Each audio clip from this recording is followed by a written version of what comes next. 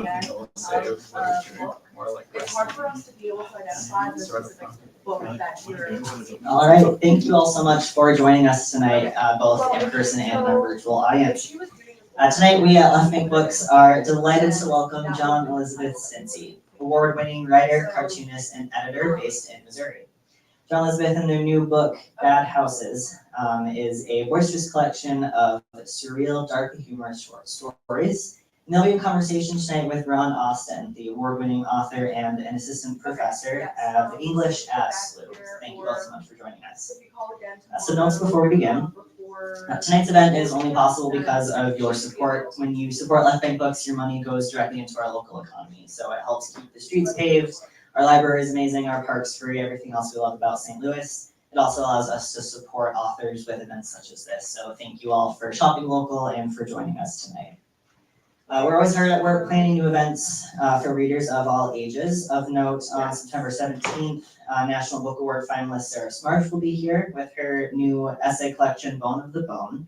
It's a brilliant and provocative collection of essays that establishes her as one of the most important commentators of socioeconomic class in America today. So check that out, as well as all of our other events on our website, left-bank.com.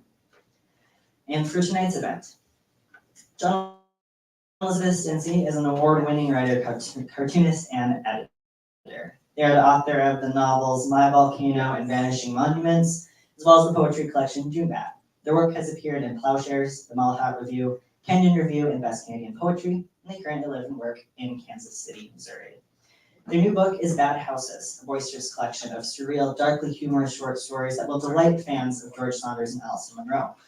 In the surreal, often precarious realities of bad houses, a doctor discovers a double-edged cure for the Ebola virus. A college student loses a different part of their body each time they return home for the summer. And Midas's hairdresser strives to keep his secrets, and a young girl develops a fascination with the trolls who harvest her father's pumpkin patch. At once humorous and horrifying, these stories will inevitably take residence in your mind.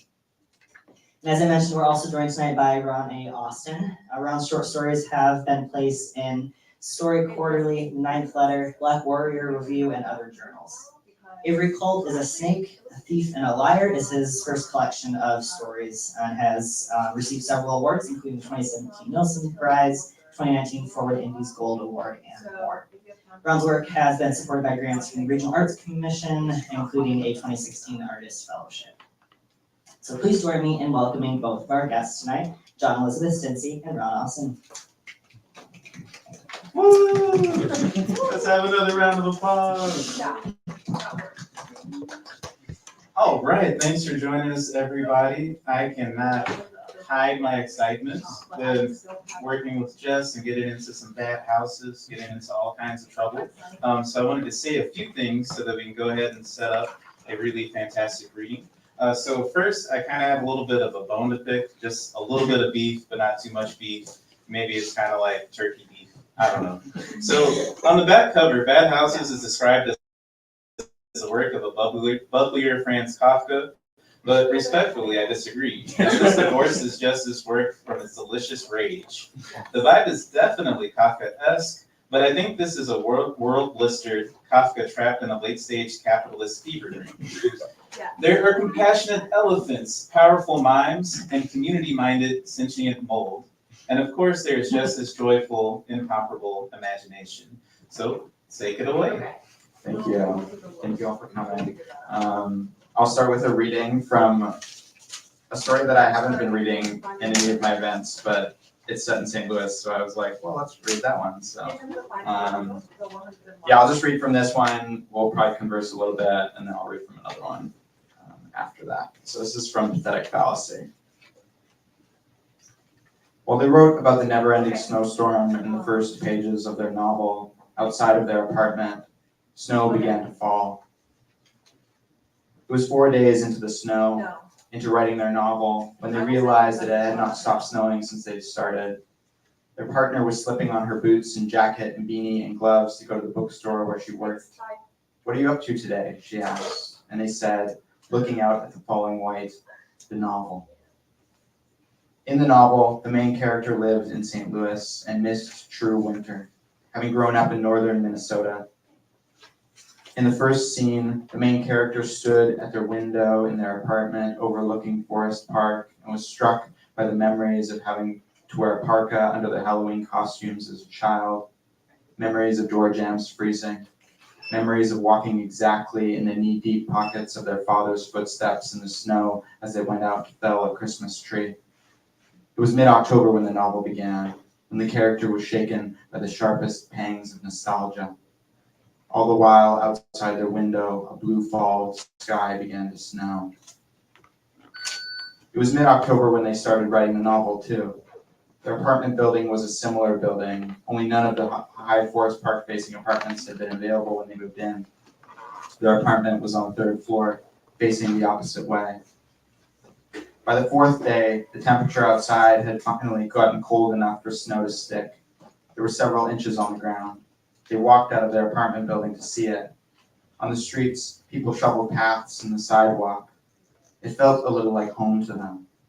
After a short walk, watching their breath billow and feeling their lips chap, they went back to the apartment and continued to write. On day 10, there were 3 feet of snow. On day 13, Halloween, there were 7. Outside the window, they and their partner watched kids dressed as ghosts move like snowdrifts down the snow-blown paths. They watched a miniature Captain America pull a beanie down over his mask.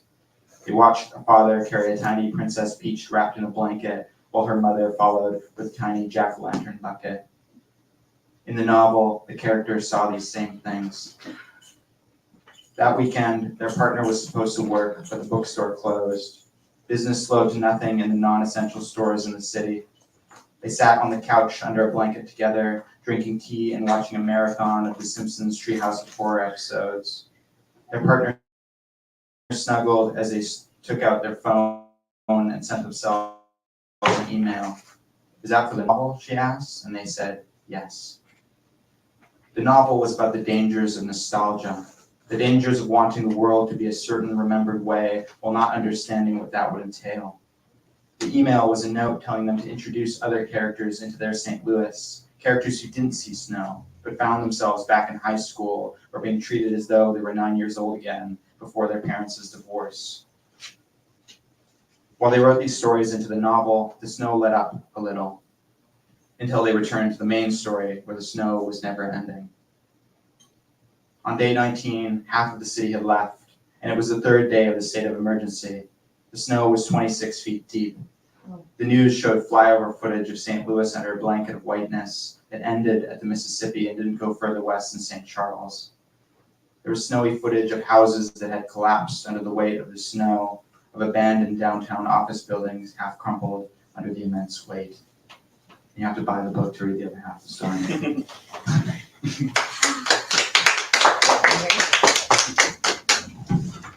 So I have so many questions, but I wanted to start off where this passage leaves off, where you write about the abandoned downtown office buildings. Yeah. How do you feel about that? Like, how does this, when you imagine it, like, what are the possibilities of a downtown that has like an abandoned hotel and things like that? I don't know. I mean, what do you mean? Like, So I mean, I feel like the thing, I mean, I think that you could write a whole novel about just that. I mean, that's sort of like, and in some ways, this is one of those weird stories that feels kind of proto My Volcano, in the sense of like, My Volcano is a little bit more imagining even deeper stuff like that, I think. So I don't know. I don't know what I was thinking about particularly with that, but it just felt like, and it also like, you know, I think echoes back to some of the just like urban decay of just naturally that is in St. Louis and stuff, like, and there's other cities as well. So it's kind of like, this is, I think it was something I was also thinking about, interestingly. Yeah. Could you tell us a little bit about the difference between writing a novel and short stories? As we've talked about your short stories and then you're referencing them kind of offshooting from your novel. Yeah. And in a sense, is it sort of like something where they give you a break from the novel, it gives you some relief to try out some different avenues? Or is it more kind of like a skin, a cast off skin, or some kind of strange growth that comes from the novel? Yeah, I mean, I think it depends. I mean, I think there are certain stories in here that are sort of like offshoots. Like, the story Witch House has a character that is in My Volcano, and it's very much not a story, but it could be like a sort of spin-off story that's sort of set in that same universe. So I think that one is sort of like, I wanted to take this character and play with her in a different playground. Something like Pathetic Fallacy feels like it's sort of just centering this sort of idea, this sort of like weird, very large, kind of apocalyptic sort of event that I was playing with in My Volcano in a sort of much larger scale. So sometimes I feel like it's a place for me to just try stuff out, see how it feels, think about stuff, get some idea like what an experience might be with something like this. Like the story Blueness is very connected to this force in My Volcano, which is a sort of like hive mind network sort of thing that I feel like the kind of draw that is felt in Blueness towards that is like where I was sort of like thinking through the stuff that then would make that much larger scale strain in the novel work. So I think it really depends. Sometimes, I think that they're similar, writing a novel and short stories sometimes, because oftentimes I'm just trying my damnedest to not have to write another novel. So it's like I have a novel idea, it's like let's make this a short story somehow. So some of my stories, like Blueness, is like it's a really big story. There's a lot of character, there's a lot of the stuff. Like I think in terms of like, connecting with someone like Alice Munro, as troubled as her legacy is now, but like her work is very like novels that are like 30 pages long. And I feel like that's something that I often am trying to do because I don't want to have to write another novel. So I think some of these stories definitely feel like they're trying, like Foundations could have been a longer story than it was probably if I wanted it to be. Pathetic Fallacy, you could have written a whole novel, and I did. My Volcano is sort of like, in some ways, a sort of spiritual successor to that story. And I don't remember also somewhat the sort of like timeline of like where that happened. Like I think I'd already been writing My Volcano at that point, and it was sort of just the thing that was maybe like fueling off as a similar energy that was in me that I just had, that would eventually go back to finishing that book. So I don't know. I mean, if I had a better idea of like the timeline of the stories, I may be able to tell you differently. But I think that sometimes they are very like, oh, wouldn't it be fun if I wrote something that had this character in it from this novel? Like I've got a story, The Rat King Scattered, that like it came out in Plowshares. It was another like novella sort of length story, but in Vanishing Monuments, if you've read that story, you see the characters are in that novel, and it's like totally just like a weird little just kind of universe that I'm sort of building to some degree. So I think sometimes it is just like, oh, wouldn't it be fun if this character existed in this other story, just for those people who might recognize that, because I feel like that's something that just makes it feel more real and stuff as well. So it's a little bit of like playground, testing stuff out, sort of experimenting with stuff that I might sort of return to later. And and also like, maybe someone will read the short story, they won't read the novel, so like they won't know that I'm plagiarizing myself. So it's a little bit of that too, maybe. I don't know. In your work, you have a really exciting dynamic range. All of the stories, the concepts feel really different, fresh, and unique. And there's that constant playground feel. Like you never know exactly what you'll get in the next story. But at the same time, there's a really strong cohesion.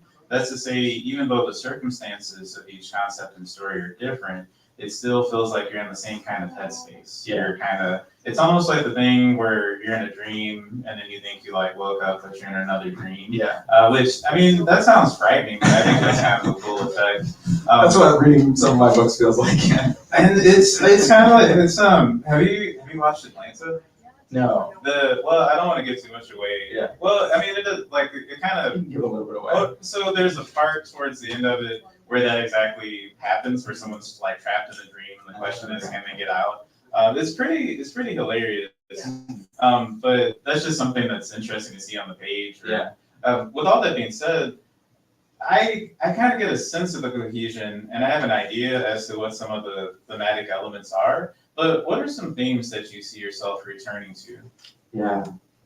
Depression. I mean, stuff like, I say that jokingly, but but it is absolutely like a thing that I'm talking about a lot of times in my novel, in my books, to some degree, just because it's something that I experience quite a lot. But and, you know, stuff like that, the body, you know, this idea of like, you know, transcendence, like in terms of like blueness, like that's something that's sort of coming up more and more. This idea of just like freeing myself from the individual, which is also tied to the depression as well. Like there's all this sort of, so there's a lot of that sort of thing. I don't know, like trauma, you know, all that sort of dark stuff, as well as just mystery. I think is also something that I like. I like this sort of uncertainty, and like I like the idea of pretending like there's answers to questions and then leaving you without answers to the questions. Like I think my first novel, Vanishing Monuments, is definitely something where I was just like, I give you the sense of closure, but you know that there's no answer to this question because it's just like life. And I think that's something that I'm always kind of trying. It's hard to toe that line between like satisfying the reader and also being true to reality. And I think that that's something specifically with like this idea of certainty that I'm always trying to fight. How can I end this story or something in a way that like is open rather than sort of like, oh, that's the message, or that's the like takeaway, or like that closes the book on that story. Like I want them to sort of be a little bit unnervingly unfinished, almost to some degree, where you're just like, ugh, I don't know. Like I want them to not feel like they're just like complete, because I feel like that takes the life away from them. I don't know. So I think thematically, like all those sorts of things are, you know, mental health, you know, just, you know, violence, you know, these things that just are just of the world. Like, I think that's what, you know, these things that I just see every day in my, you know, brain and in the world and whatever's on screen, you know, I think all of that sort of bleeds into the stories. But I try to make them more fun than what going on Twitter, you know. Like I described My Volcano as like a doom scrolling novel because it sort of feels like that, but it's a lot more pleasant than doing that. It has that sort of effect of just like, oh, this is another story that's just like crazy. Like, how could this be true? Like this sort of bombardment and this sort of like whiplash is sort of something that I'm also really interested in, especially with that book. But this one I think sort of maybe touches that a little bit as well. Yeah. I think that sense of mystery really comes through in Blueness, especially the way that it starts out with like the conceit of like who's knocking on the door, what's going on, the tension and the dread that builds, and then when it becomes the mold monster, and then Spoilers, right? well, I mean, but the nuance that it's approached with, and then also the open-ended feeling where you kind of like wonder, you know, what happens to this character next. Yeah. So I mean, I guess that is kind of the question too. Like I could see that being a story that's revisited, or that person, like, you know, the creature popping up again. Yeah. Well, that kind of brings me to one question I had about your concepts in general. Sure. And you know, this could maybe be the last question before the next part of the reading. Yeah.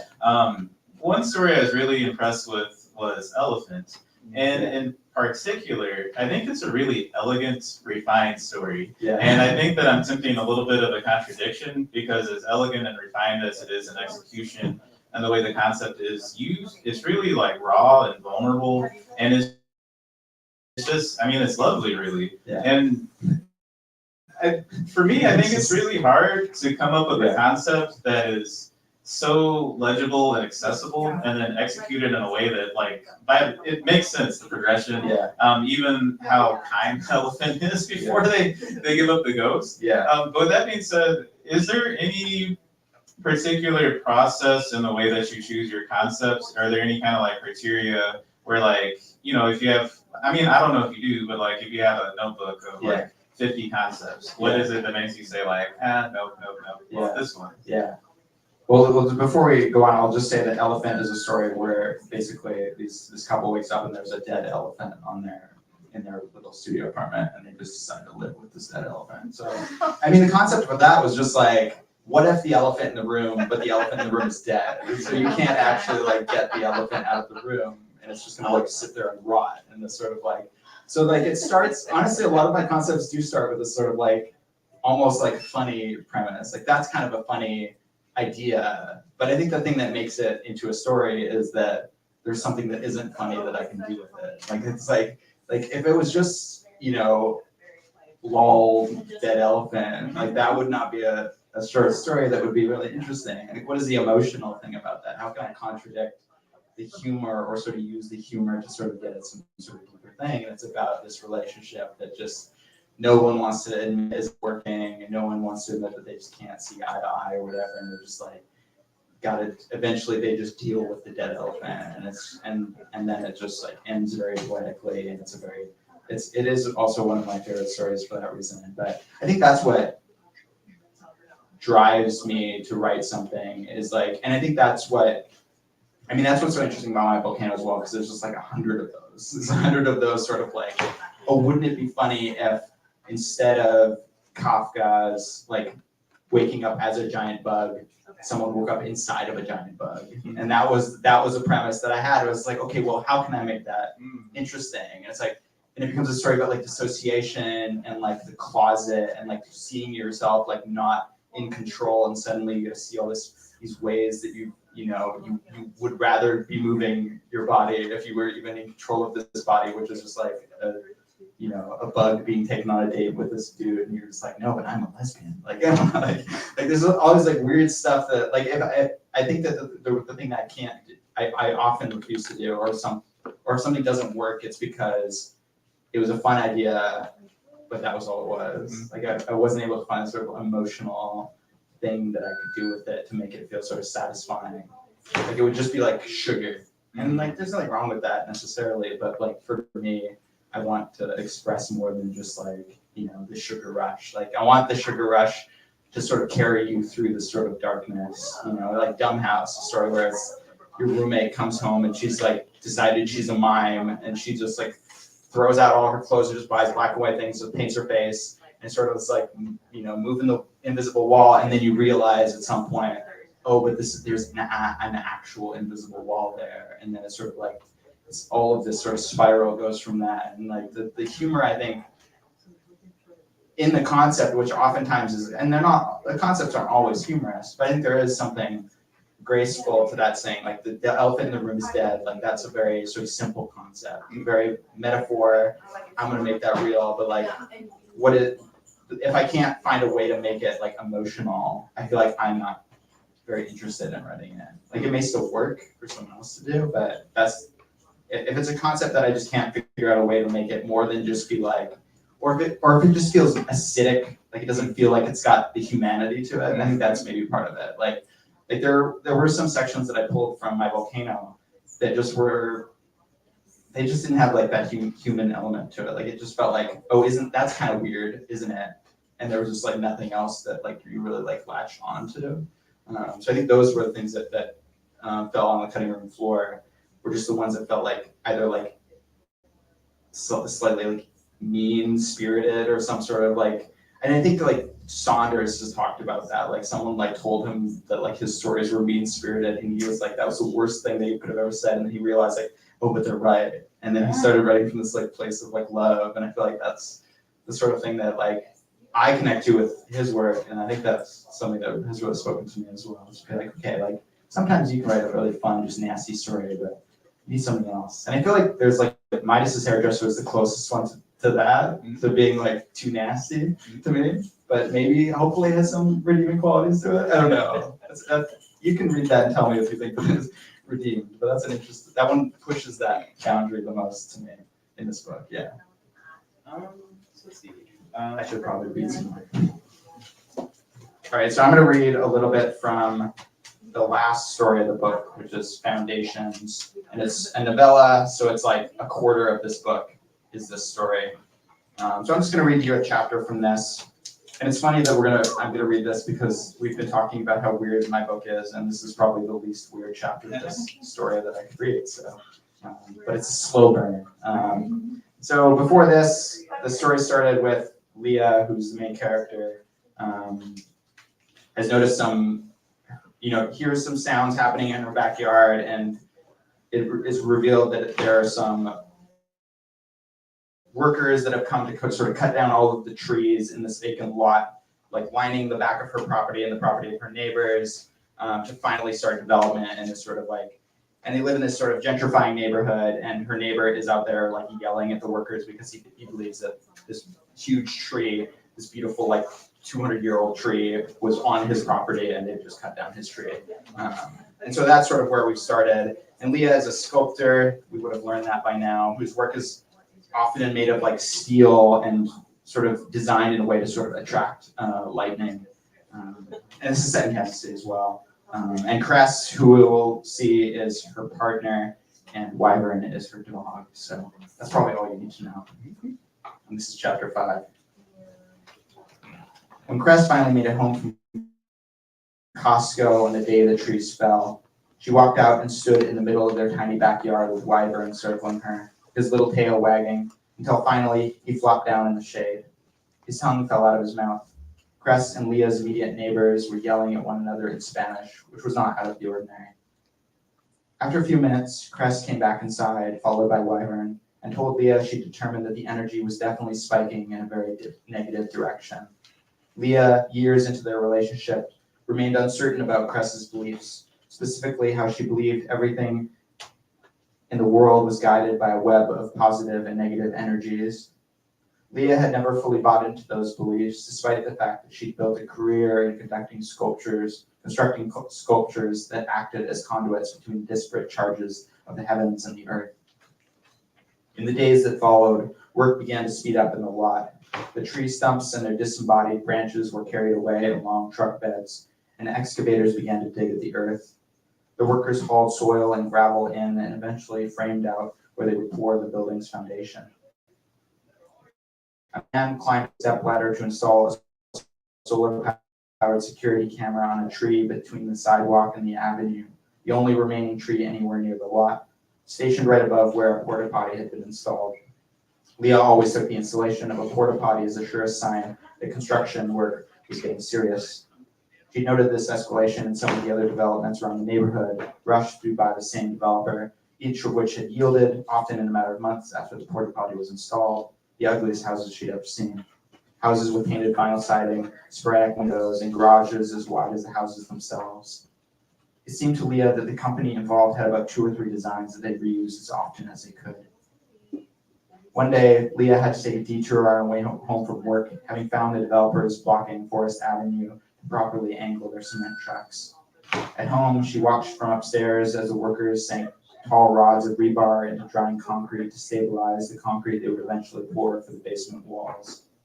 She knew what they were doing because her dad had always worked construction, and she had worked with him many summers while she was an undergrad at the Art Institute. The workers looked like tiny creatures pressing pins into an oversized pincushion. It was early September, and the lingering, sweltering summer and its humidity cooked up a storm system west of the city. When Leah got a text with a severe thunderstorm watch for the counties around Kansas City, she was rewatching early seasons of The Simpsons on the couch with Wyvern, who was sprawled out asleep beside her, his back leg resting atop her thigh. Leah always felt that this position of his was a kind of tripwire to alarm him should she try to abandon him while he slept. They were alone that night, since Cress was visiting her sister in Eastern Oregon that week. The first thing Leah thought about when she saw the text was all that rebar and the mostly dried concrete behind the house. So she got up, waking Wyvern as his little foot fell from her thigh, and went upstairs to the attic room, pulling a little chair, as well as one of Wyvern's many beds, to the window overlooking the backyard. Wyvern didn't follow her at first, but once thunder began to roll into the city, he suddenly manifested in the bed. Leah put her bare feet in the bed with Wyvern, feeling his breathing, the heat of his body, as she herself grew a little anxious, as always. In a talk she'd once given at the end of a little 2-week artist residency on the east end of Long Island, she made the observation that perhaps she created her lightning sculptures in part to usurp the terror she had about thunderstorms while growing up, and to turn that terror instead into excitement. She said that in the talk even though she wasn't sure she believed it, but it sounded as plausible as anything else she could have said.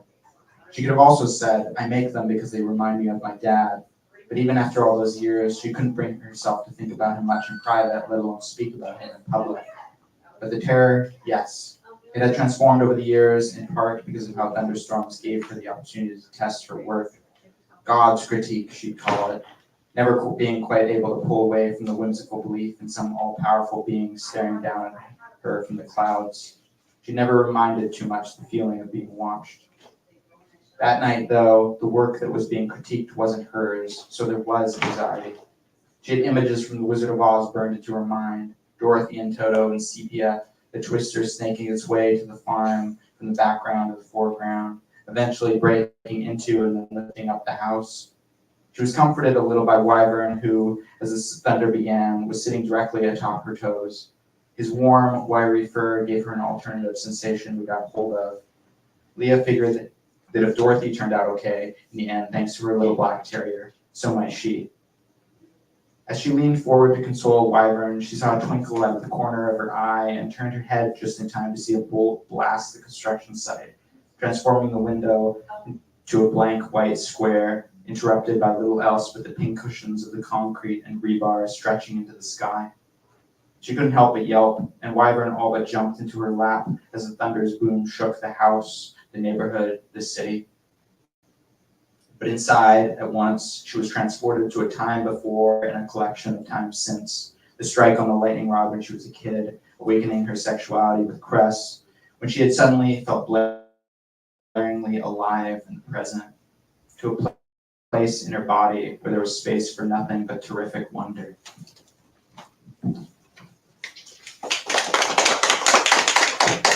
And I swear I don't like The Simpsons that much. They just happen to be both of the readings that I did today. So let's see. So I think we have time for one more question. So this is actually kind of two questions because I realized something that was really interesting that I noticed about your work, especially while you were talking about it, is that there's a particular kind of gameplay element. You're talking about the kind of playground, the sandbox, and dropping characters into different situations. And that seems to build like in the syntax from movement to movement and moment to moment. But then there's also the quality of the place, especially in that last section that you read. Yeah. The place is always so vividly realized, and there are connections to these Midwestern towns, St. Louis, Kansas. So can you talk a little bit about the way that you transform these settings into these playgrounds that attract the sort of surreal and strange? Yeah, I mean, I think that's something that I've been really drawn to, especially lately. And some of these stories are much more sort of like vaguely placed, but a lot of them are pretty specific about where they're engaging with. And I don't know, I mean, part of that is just my frustration with the people who like write the like places just like vague city. It's like, if it's not New York, it just has to be like a vague city, because like we don't want to say it's in St. Louis, because then people who don't know what St. Louis is will be like, oh, St. Louis, like I don't know anything about that, like I'm not reading that. But it's just like, and I find that so frustrating because I find it so difficult to like connect with those sorts of works when they're just like being like, and I went into the coffee shop instead of being like, well, you know, this local coffee shop like that has a name or whatever that you could use, or like they go into the bookstore instead of being like, they went into Left Bank Books. It's like, you can just say that. Like, if that's what it is, like why are you like not having that be a thing? I don't know. So I think there's all sorts of frustrations that I feel about that, and I feel like it just disconnects me from the stories. Whereas if I make it real and like, you know, even if you don't know Kansas City, you learn enough about like where she's living in Foundations to sort of get a sense of what's going on, like the sort of gentrifying neighborhood, the sort of red line through Kansas City, like very, you know, and you know, even if you've never been to Kansas City, every city has a red line. Every city has that line where it becomes the bad part of town or whatever, and that's all, you know, with all of its baggage, you know, we're all familiar with that. And I feel like that's just like, part of that is like, I feel like it's easier for you to connect if I give you the details that are true, and you can be like, oh yeah, that's just like my real place that I know. I feel like it's easier to connect to that, even if I've never been to like, you know, this particular city that this story is written in. If it's very vividly like, this is what it's, you know, this city name, this street name, it's like, my streets have names, like that's, you know, instead of being like downtown or whatever, it's like this district or whatever. Like, I don't know, there's something about that that just like naturally seems more real. And I think that is a more fun way to sort of, like if I'm making it real, then I can make it surreal, and like I can make it much more real, and I give you a little bit of the anchor, and then like let's go fucking weird with it. Like I think that's also part of it. Like it gives it a firmer anchor than if it was just like big Midwestern city and then weird shit started to happen. I think there's like this kind of like fog that would be like lowered over the city. You know, it's like Gogol's The Nose is like set in St. Petersburg. Like it was just like vague Russian city, and this guy has like lost his nose, and his nose is just like walking around as a higher rank than him. Like it wouldn't have the same kind of impact as if it's just like, oh, this is a real place. It really exists. It has this sort of hierarchy, and this walking nose is now part of that hierarchy, and that makes the strangeness stranger and also much more, I don't know, it adds this element that I think is really important in terms of like writing strange stories. Like you can write a strange, and there are, you know, like the story like of Ropes and Islands is like a complete like bizarre like mythic kind of story that doesn't really take place in reality, or in a reality that we can necessarily recognize. And I think that there are places for that, but I think that for me, I find it's easier for me to get weird and sort of interesting if I'm like latching onto these sort of like real places, and this sort of like, if I'm anchoring you, I can do all these like crazier things, you know? So I'm really interested in that. And I think it's just also, I'm very interested in place and the particular structures of like how, you know, what does it mean to that is set exactly here? That's a sort of problem that I have to deal with. Like if I set a story in Iceland, I gotta do some fucking research to figure out like why Iceland, why is this thing happening, what this time, like all these things that are just like interesting problems for me to have. Like Foundations is set in like September, like August through like November of last year, like literally. Like I was like, the time when I was writing it, I was just like, all right, that's the thing that we're dealing with. Let's find, how can I play with that? So I think it's also like a challenge for me in a way to like add all of these elements and sort of make it feel real, as well as just all of this other stuff that I think is bizarre. I don't know, it's just the thing that I like to do. So it's fancy reasons and not fancy reasons. Excellent. So let's give another round of applause for Jess. Thank you, Ron, and thank you, Wes, and thank you everyone for coming. Buy all the books. The author will sign them. And you get free little prints if you buy a book. So And we have extra three incentives. three of your titles available at Yes. the front desk, as well as Avery Colt is a liar, thief, etc., etc. So pick those up, and yeah, Spyron, not just this random book. And yeah, we'll get them signed. Thank you all so much for coming tonight. Thank you.